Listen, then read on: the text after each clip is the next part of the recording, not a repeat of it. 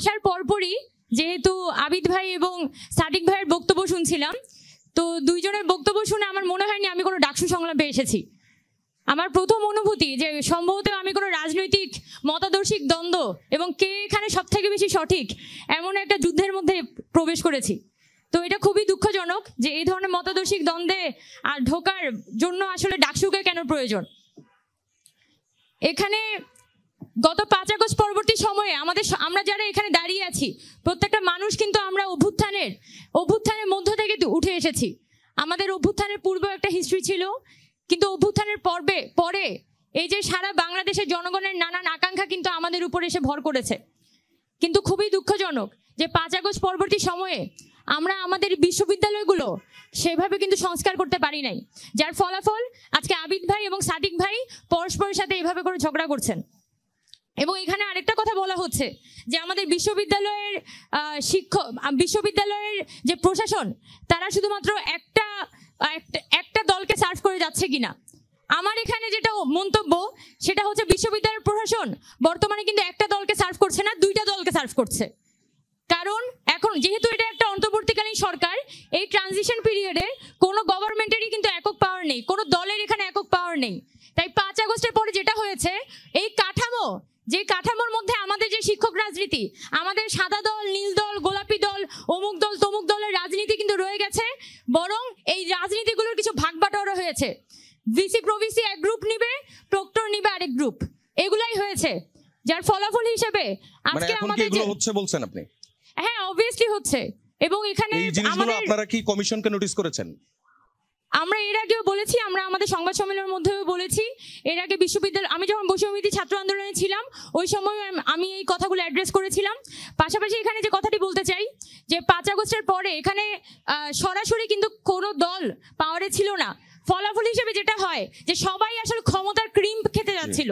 তাই আমাদের যত ধরনের প্রশাসনিক পদ আছে এখানকার আপনার বিরুদ্ধে আচরণবিধি লঙ্ঘনের অভিযোগ রিসেন্ট তো আছে, এর আগেও আছে, আপনি একটা ওয়াল করেছিলেন। হ্যাঁ, আইডিয়া ওয়াল। আচ্ছা, যেটা বলতে যাচ্ছিলাম সেটা হচ্ছে ঢাকা বিশ্ববিদ্যালয়ে আমাদের যে বিভিন্ন প্রভোস্টরা আছে, আমাদের যে প্রশাসনিক পদগুলো আছে, সে প্রত্যেকটি পদের ক্ষেত্রেই কিন্তু এখানে উপরে বিভিন্ন রাজনৈতিক দলের রেকমেন্ডেশনের ভিত্তিতেই এই পদগুলোতে নিয়োগ হয়েছে। পাশাপাশি যার ফলাফল হিসেবে আমাদের 5 আগস্ট পরবর্তী সময়ে আমাদের যে একটা রাজনৈতিক সংস্কার এবং ছাত্র রাজনীতির একটা নতুন রূপরেখা দেখার কথা, আমরা সেটার আলোর মুখ এখনো পর্যন্ত দেখতে পাইনি।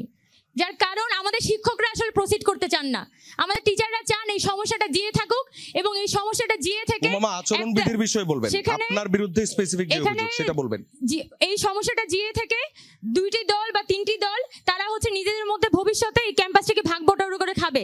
যার ফলাফল হিসেবে আজকে আমরা ডাকসুর জন্য যখন আলাপ করছি, সেই ডাকসুর টেবিলে আমরা ছাত্রদের ওয়েলফেয়ারের কথা চিন্তা না করে, আমরা ক্যাম্পাসের ভবিষ্যতের কথা চিন্তা না করে এখানে 71 আর 24-এর একটা মতাদর্শিক লড়াইয়ের মধ্যে ঢুকে গেছি, যেটা আমাদের জন্য দুঃখজনক। আর আপনি যে কথাটি জিজ্ঞেস করেছেন, আমরা আমাদের প্যানেল ঘোষণা করেছিলাম 21 তারিখ, এবং প্যানেল ঘোষণার পর থেকে আমরা খুবই সতর্ক ছিলাম আমাদের জায়গা থেকে যে আমরা যাতে কোনোভাবেই আরেকজনের জন্য কোনো ধরনের প্রবলেম ক্রিয়েট না করি।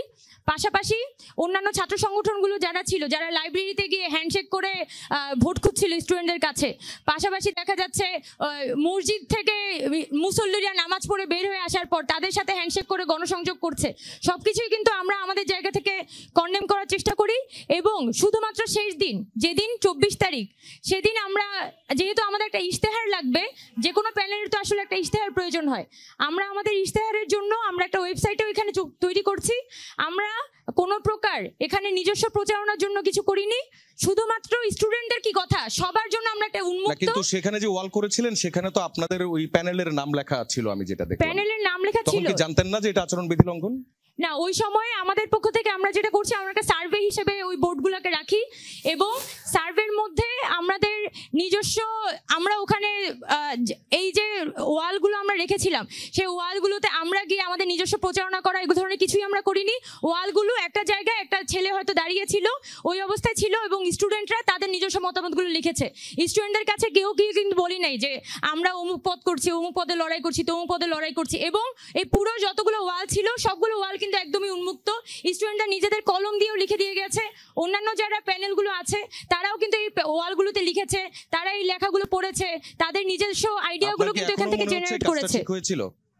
না, আমরা এখানে একটা সার্ভে করার ছিলাম এবং আমরা আমাদের প্যানেলের কোনো ধরনের প্রচারণার জন্য এই ওয়ালগুলো রাখিনি। এই আইডিয়া বুথগুলো আমরা একদমই উন্মুক্ত একটা জরিপ করার জন্য ওখানে রাখি এবং আমরা আমাদের ব্যক্তি প্রচারণা করার মতো কিছুই আসলে ওই জায়গায় প্রেজেন্ট করিনি। শুধুমাত্র কিছু একদমই আননোন স্টুডেন্ট যারা হয়তো এই ইলেকশনে দাঁড়াচ্ছেও না, তারা দেখা যাচ্ছে যে ওই ওয়ালগুলোর পাশে ছিল সাইন পেন নিয়ে দাঁড়িয়ে, তারা সাধারণ স্টুডেন্ট যারা ছিল তাদের কাছে এই সাইন পেনগুলো ফরওয়ার্ড করছিল আমি বুঝতে পেরেছি